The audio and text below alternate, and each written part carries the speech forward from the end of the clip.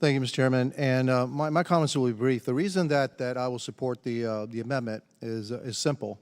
Critical race theory seeks to categorize people by their race. You're either an oppressor or you're oppressed simply by the color of your skin. And that does nothing to help unity and cohesion in our military forces. If people feel that they somehow have to be classed one way or the other, that somehow I'm dominant or I'm not dominant because of the color of my skin, does nothing to that force, does nothing to the cohesion of that fighting force. Everybody needs to come in thinking they're equal. They are equal. In my mind, everybody is equal. When I was in the fire department, paramilitary organization, I'd never in my wildest dreams would have said, well, you know, you happen to be white and you happen to be African American, you're both different, and therefore you're going to be treated differently, et cetera. That is the worst thing you could actually do. People need to know that they are judged by who they are as individuals, not as a member of the class. And so for that, I will support the amendment, and thank you. Thank you very much. What's been interesting about this conversation is that critical race theory has been weaponized as a political tool, and we are mixing up DEI with CRT.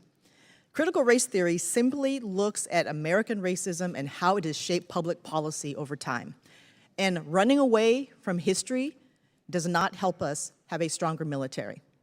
Being afraid of discussing systems does not help us have a stronger military, especially when we have the best and the brightest joining the military and we're insulting their intelligence by thinking that they can't talk about this, that they're being brainwashed. That is insulting to them and insulting to the military.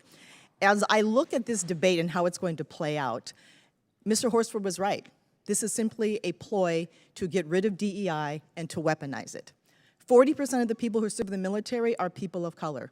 20% are African American. People who are in the military should feel as though they're getting a fair shot at promotion, at military justice, and that their basic needs are being met. But by trying to weaponize this topic, we are doing ourselves a big disservice. But here's the one suggestion I have for my friends across the aisle.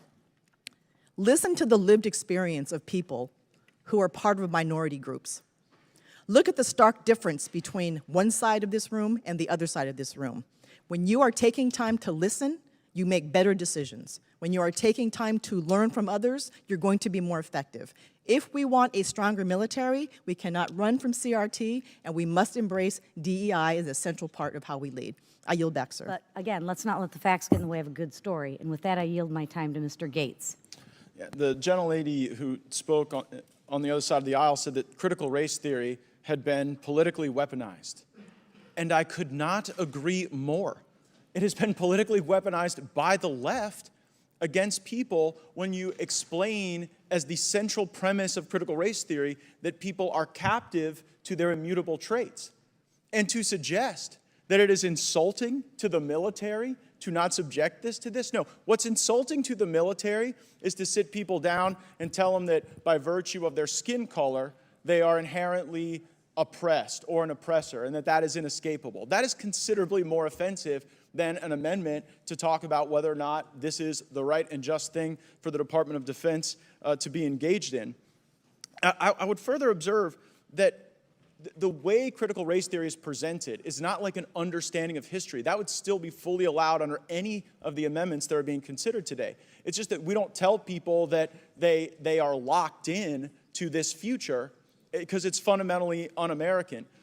And to my colleagues' questions about whether or not I intend to use this hearing to go after the diversity, equity, and inclusion initiatives and the critical race theory in the military, the answer to that question is unequivocally yes. We will spend as many hours as it takes to de-wokeify this military, and it's not an effort to dominate the time. Like the criticism that because I've offered these amendments, we're dominating the time of the House Armed Services Committee is so stark when laid in contrast to the time that is dominated in training that we're simply trying to learn about to push ideas and ideologies that are radical and un-American. And so, yeah, we're going to be going after DEI, and we're going to be going after critical race theory, and I think that's what our military deserves. And it's not divisive for us to do that. What was divisive was to use prior National Defense Authorizations Acts to establish these programs.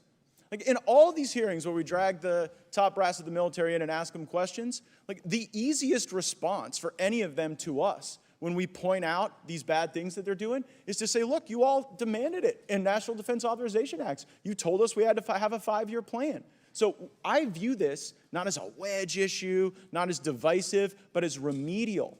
We have to go and remediate the bad things that have happened as a consequence of this embrace of radical gender ideology and radical race ideology. A point my colleague Mr. Waltz always makes in these discussions. Republicans don't obsess about these things because we're so eager to chat about them. These things get brought to us by our constituents and by people who are wearing the uniform. I am struck by one particular case in my district where a majority-minority unit had their leadership come to me and say the most dangerous thing they had to deal with at times in terms of mental health and unit cohesion wasn't the adversary, it was the stand down ordered by Secretary Austin. Because then you had people who, the whole premise of their training was that they had a common experience. They had gone through something together. They were a unified collective force. And then when these people get told, oh, well, you know, your teammate over here is so different and we have to obsess about those differences rather than our commonality, they get frustrated with that. And they bring those materials to us. And one reason a report is so necessary is because even when we had General Milley here before us, and Mr. Waltz asked him questions about some of this pedagogy and training that was going on, he said it doesn't exist. Totally a fiction. We were imagining these things. It was a critical race theory mirage that we had observed. And of course, Mr. Waltz brought the receipts and showed these generals over and over again the materials that our constituents bring to us to fight for them. And that is what we intend to do, and that is what this series of amendments will accomplish. I thank the gentlelady for yielding, and I yield back.